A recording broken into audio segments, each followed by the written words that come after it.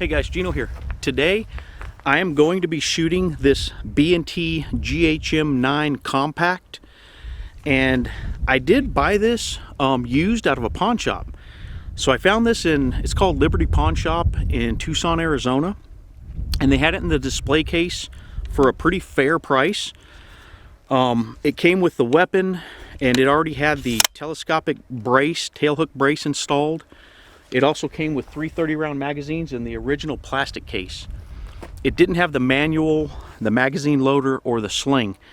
But like I said, they had it for a pretty fair price, so I went ahead and bought it.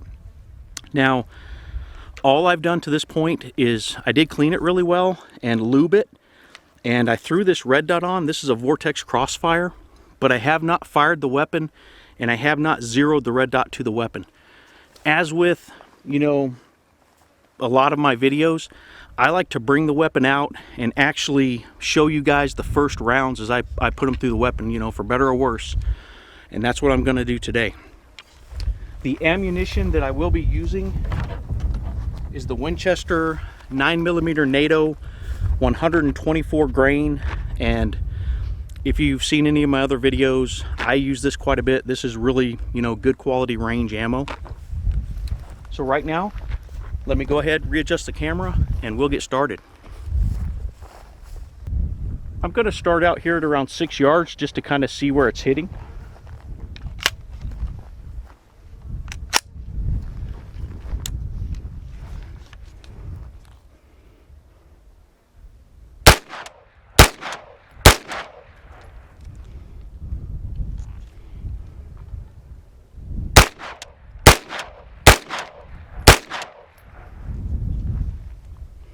I'm going to shift up to the head area.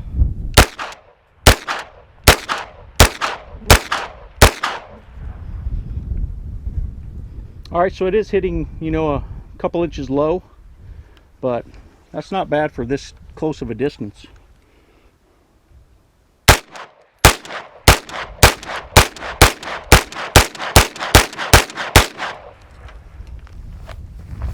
I moved the camera over to my intermediate targets. At that close-in target, this little Vortex Crossfire Red Dot seems to be hitting right where it needs to be. 1.5 inches, 2 inches low. Doesn't seem bad. So right now I'm not going to make any adjustments to the red dot. I'm just going to go ahead and fire at these intermediate targets first and then take another look at it. But the round gong is about 12 yards. The first black silhouette is a little over 16 yards. The white silhouette is a little over 21. And the second black silhouette, as you're looking out there, is a little over 26 yards.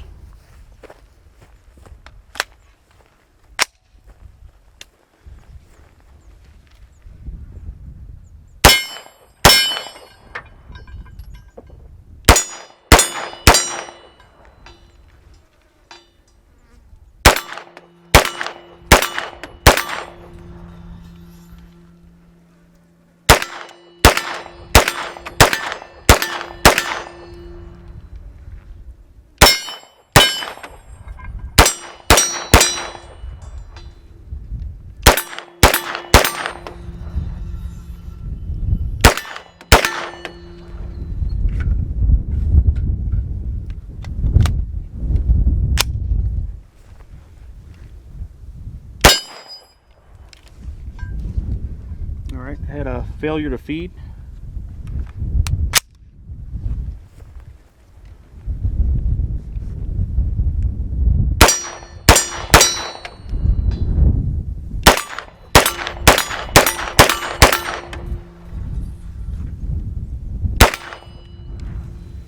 Another failure to feed. Maybe I need to lube it a little more, I'm not sure.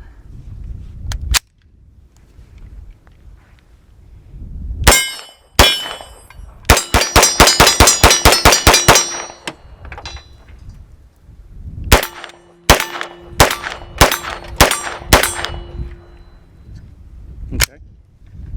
So, a couple of failures to feed. I'm going to add a little more lube and see if that kind of corrects it. Since I had a couple of failures to feed, I went ahead and added more lube to the weapon, so hopefully that takes care of that problem. Also, based on where the rounds are hitting, I went ahead and adjusted this Vortex Crossfire. I moved the sight 8 clicks to the left and 2 clicks up. So right now I'm going to fire 2 more magazines and see how it's doing at these intermediate targets now.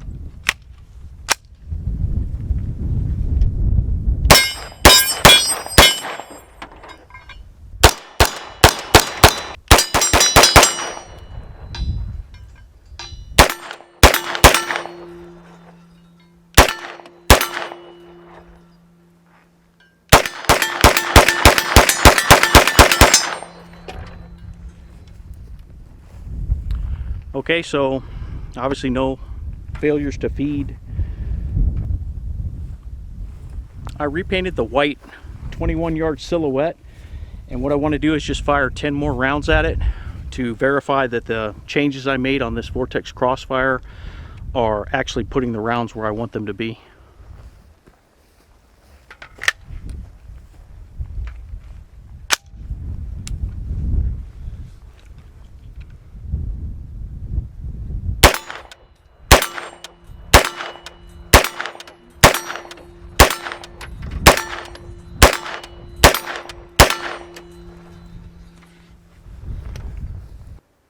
So now, just for fun, I'm going to shoot at my long range set of targets with this little grasshopper mouse. And my long range set, the first one out there is a little over 41 yards. The next one is a little over 53. Then you have one a little over 62, a little over 77. And the last one out there is at 104.5 yards. I'm going to go ahead and start with that 41-yard target.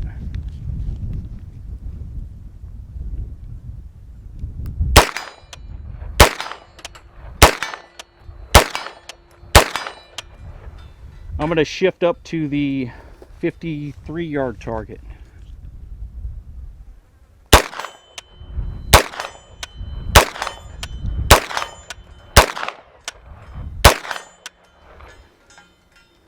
Okay, I'm going to shift over to that 62-yard target.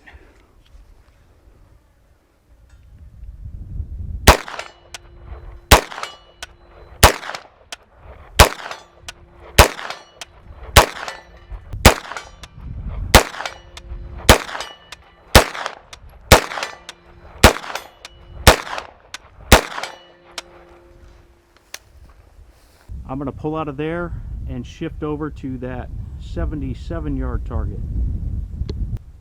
At both the 52 and the 63-yard target, it looks like they're hitting really low. So I'm going to try and hold at the top of the 77 and see where they hit.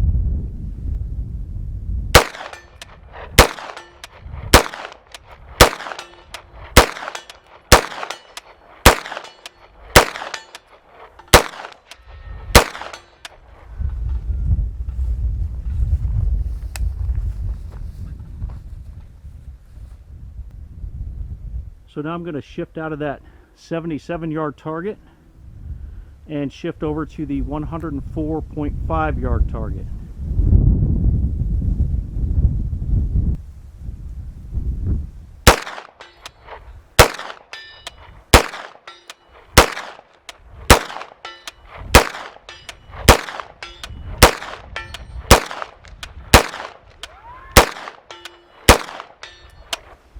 Let me go ahead and pull back out of there.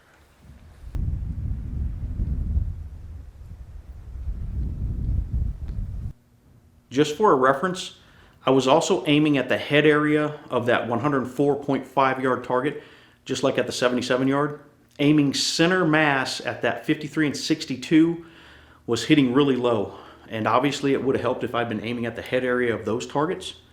But the good news is, now I know the sweet spot for aiming at those long-range targets with this. Before I shoot the last few magazines at the intermediate targets, I wanted to do a tabletop portion and go over the specs of this pistol for anyone who's interested. This is the B&T or Brugger and Tomit GHM9 Compact Pistol, and it is the Gen 2. For those that don't know, the GHM stands for Grasshopper Mouse. Apparently B&T figured its biggest competitor would be the CZ Scorpion, so they named this after a North American rodent that eats scorpions, which still makes me laugh just a little. Who knew the Swiss had jokes? But what's not a joke is the weapon itself. This thing, just looking at it, it's very aesthetically pleasing. The fit and finish on it is really impressive. To me, it looks more like a custom gun. There are no machine or tooling marks anywhere, and the finish on it's just perfect. So right now, let me go ahead and set it on the table and zoom in on it just a little bit. This GHM9 is a semi-automatic 9mm pistol that uses a closed bolt blowback system, and the bolt has a built-in hydraulic buffer that helps to reduce felt recoil, and it seems to really work well. There's very little felt recoil when firing this weapon. The compact model comes with this 4.3-inch cold hammer forged and free-floated barrel, and it is threaded, and it also came with this 3-lug attachment for attaching a suppressor. On these Gen 2 models, the handguard and barrel are removable, so you can attach different barrel and handguard lengths all the way out to the 16.5-inch barrel if you want to. This one also came with the telescopic brace with the tail hook attachment for firing the weapon one-handed, and I tell you, it's a really high quality brace. I like that. The upper receiver has a full-length Picatinny rail, and the weapon comes with these removable flip-up sights that they aren't the highest quality, but they're fine as backup sights in case your optic goes down.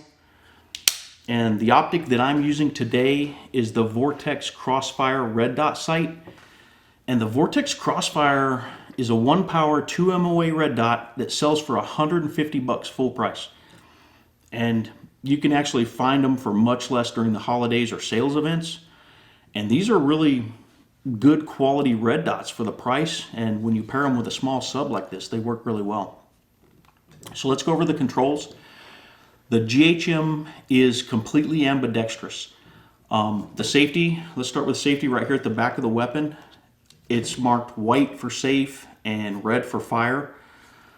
To lock the bolt to the rear, you're going to pull back on the charging handle, and then you're going to push up on the bolt lock, which is located right here between the mag well and at the base of the trigger guard. And one thing to note, this is a reciprocating charging handle, so it does cycle back and forth with the bolt as you fire the weapon. One thing you can do if you want, you can easily switch it to the other side of the weapon if you choose. And they also sell a folding handle that helps, keep it tucked in a little closer to the receiver. So the bolt release is located right here on either side of the weapon. And below that, you have the magazine release, which is also located on each side of the weapon. And let's talk about the trigger real quick, because the trigger, it really did surprise me a little. It's lighter and crisper than I would have thought. And I read that these come with around a 6-pound or so trigger pull. From my experience, most of these little sub-type guns have around a 9-pound trigger pull. So that's kind of what I'm used to. But the lighter pull on this one feels really nice. So let's go ahead and go through it. Once your finger touches the trigger, there is just a little bit of take up, but at that point you hit a solid wall. And once you hit that wall, just a little bit more pressure, and it has that nice crisp break. And another thing that surprised me on this is the reset. The reset is really short. And not only is it short, it has that audible, click and a really solid feel against your finger. You know as soon as it resets, so that you can start that trigger pull again. Nice trigger. So the lowers on these are made of polymer, and they're interchangeable between the APC9, the GHM9, and B&T also sells a Glock mag compatible lower for this, which I would love to have since I have a box full of Glock magazines. But the lowers aren't cheap. A new lower would run a little over $400. And for me, I'm not sure if it's worth it at this point. It might just be cheaper for me to buy one or two more of the 30-round B&T magazines and keep running this lower. But it's always nice to have options in case I ever hit the lottery. So the OEM magazines, they are a polymer, and you know they're a see-through polymer. I believe they come in 10, 20, and 30-round sizes. I've had 3 of the 30-rounders. I think they actually ship with 1 new, but this one came with 3. I think the 30-rounders also run, from my research, around $45. And they are marked, it's probably hard to see, but 5, 10, 15, 20, 25, and 30. That's kind of nice. As you're firing the weapon, you can kind of look down and kind of estimate how many rounds you have left. Some people ask, so I'm going to go ahead and talk about it a little bit. I also used the sling from my HK SP5K today. I just clipped that on so that I would have a sling while I was using the weapon out on the range. Some people are always interested in the sling. Okay, so the GHM9 shares many of the same features as the U.S. Army's B&T APC9, but the GHM is targeted to the civilian market for dynamic shooting or just, plinking on the range. And there is a civilian version on the market of the APC9, which costs several $100s more than the GHM. And I actually have a buddy in Texas who offered to let me shoot his APC9. And I want to do that. I'm curious to shoot it and compare the two. I read that the APC9 is built to a little higher quality because it's targeted to the military, law enforcement, and it needs to have a full auto capability. But like I said, not having shot an APC9 yet, I have to say so far I'm pretty happy with the performance of the GHM9. And truthfully, I can't see how there would be much of a felt difference performance-wise. This GHM9 Compact is so good that I would easily rate it above my Scorpion, and having only fired a few hundred rounds through it at this point, right now, I would even go out on a limb and actually put this on the same overall performance level as my HK SP5K. Minus the HK sights. The HK sights are superb. But I do need to fire this a lot more to gain the confidence level that I have in that HK, both the SP5K and the SP5. But I have to tell you, so far, this little B&T GHM Compact is impressing me. From its high quality fit and finish to its very comfortable ergonomics, crisp trigger, low recoil, great accuracy. I don't think this will wind up being my only B&T. I really do need to win the lottery. Okay, let's go ahead and head back out to the range and fire those last couple of magazines before ending the video.